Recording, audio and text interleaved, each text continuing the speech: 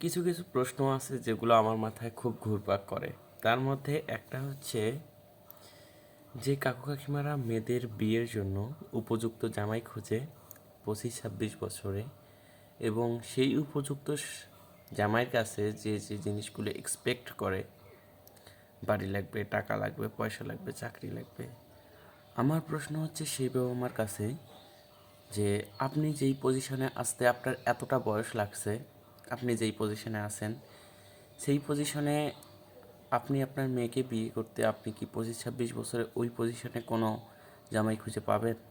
আপনার পজিশনে যাইতেই তো আপনার বয়স 50 পার হয়ে গেছে। তাহলে আপনার মতো পজিশনে যাইতে আপনার জামাইয়ের তাহলে আপনার মতো বয়স লাগবে।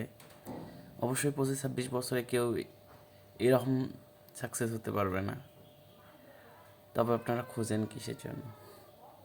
আপনিও তো ওই বয়সে ওই পজিশনে যাইতে পারেন নাই। আপনি নিজের কথা আগে ভাববেন যে আমি কি ছিলাম, তারপরে অন্যকে জাজমেন্ট করবেন। ধন্যবাদ।